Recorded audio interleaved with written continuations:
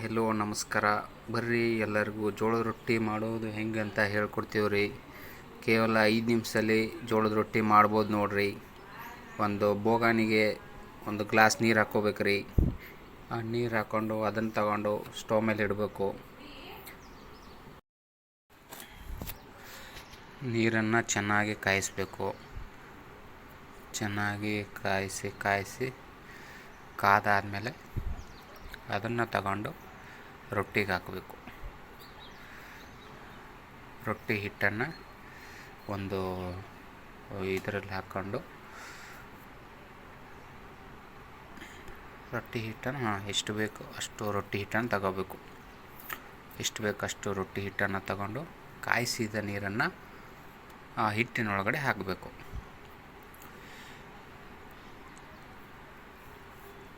ಆಗ ಮಾತ್ರ ಹಿಟ್ಟು ಮೃದುವಾಗುತ್ತೆ.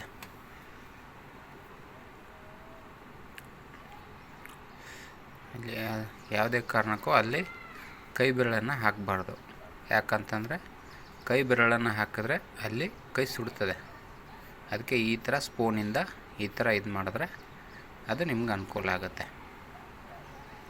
ಹಾಗೆ ಕಲಿಸ್ಕೋಬೇಕು. ಈ ರೀತಿಯಾಗಿ ಕಲಿಸ್ಕೊಂಡ್ರೆ ನಿಮಗೆ ಈಸಿ ಆಗುತ್ತೆ.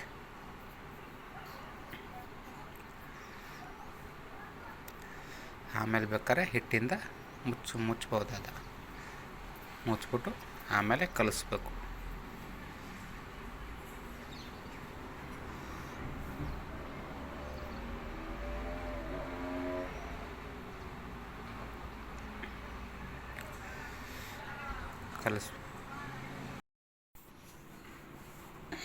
ಹಿಟ್ಟನ್ನು ಎಷ್ಟು ನೀಟಾಗಿ ಕಲಿಸ್ತೀವೋ ಅಷ್ಟು ಚೆನ್ನಾಗಿ ರೊಟ್ಟಿ ಬರುತ್ತೆ.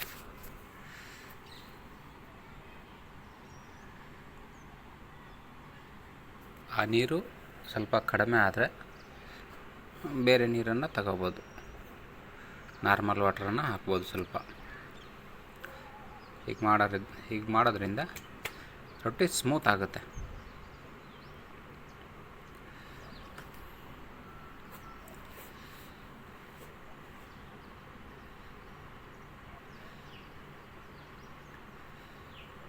ರೊಟ್ಟಿ ಹಿಟ್ಟನ್ನು ನೀಟಾಗಿ ಕಲಿಸ್ಕೋಬೇಕು.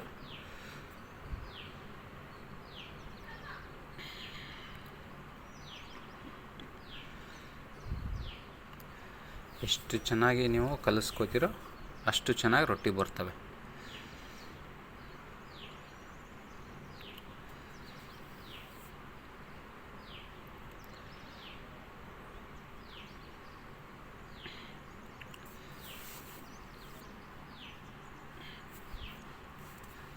ರೊಟ್ಟಿ ಕಲಸೋದಾದಮೇಲೆ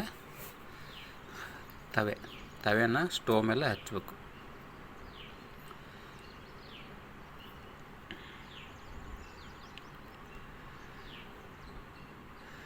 ರೊಟ್ಟಿ ಸ್ವಲ್ಪ ಸಾಫ್ಟ್ ಆಗೋ ಗಂಟ ಅದನ್ನ ಕಲಿಸ್ಬೇಕು.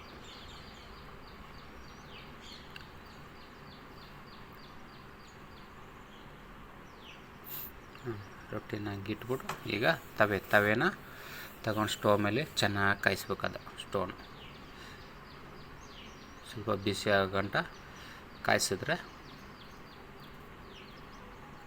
ನಿಮ್ಗೆ ಒಳ್ಳೆಯದು.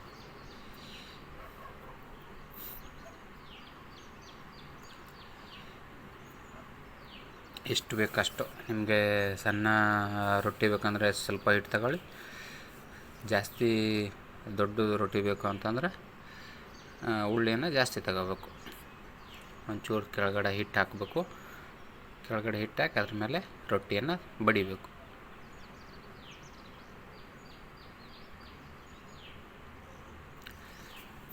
ರೊಟ್ಟಿ ತಟ್ತಾ ಅದನ್ನ ಹಾಗೆ ತಿರುಗಿಸ್ಬೇಕು. ಇಲ್ಲ ಅಂತಂದರೆ ಅದು ಕಟ್ಟಾಗುತ್ತೆ ರೊಟ್ಟಿ.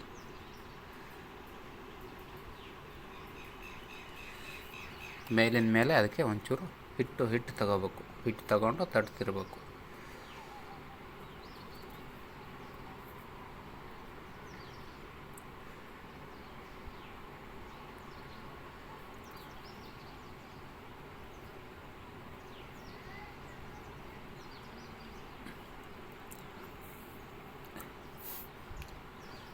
ತಟ್ಟಾದಮೇಲೆ ಅದನ್ನ ರೌಂಡ್ ಶೇಪ್ ಆಗುತ್ತೆ. ಅದನ್ನು ತಗೊಂಡು ತವೆ ಮೇಲೆ ಹಾಕಬೇಕು. ತವೆ ಮೇಲೆ ಹಾಕಿದ್ಮೇಲೆ ಒಂದು ಬೌಲಲ್ಲಿ ನೀರನ್ನ ಅದ್ಮೇಲೆ ಒಂದು ಬಟ್ಟೆಯಿಂದ ಅದ್ರ ಮೇಲೆ ರೊಟ್ಟಿ ಮೇಲೆ ಹಚ್ಚಬೇಕು ನೀಟಾಗಿ.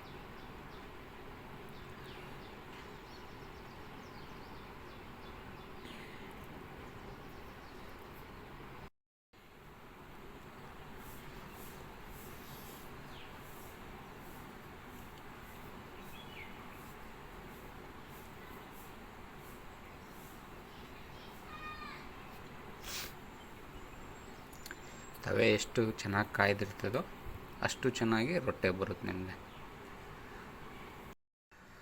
ತವೆ ಎಷ್ಟು ಚೆನ್ನಾಗಿ ಕಾಯ್ದಿರ್ತದೋ ಅಷ್ಟೇ ಚೆನ್ನಾಗಿ ರೊಟ್ಟಿ ಉಬ್ಬುತ್ತೆ. ನೋಡ್ಬೋದು ನೀವು ಅಲ್ಲಿ.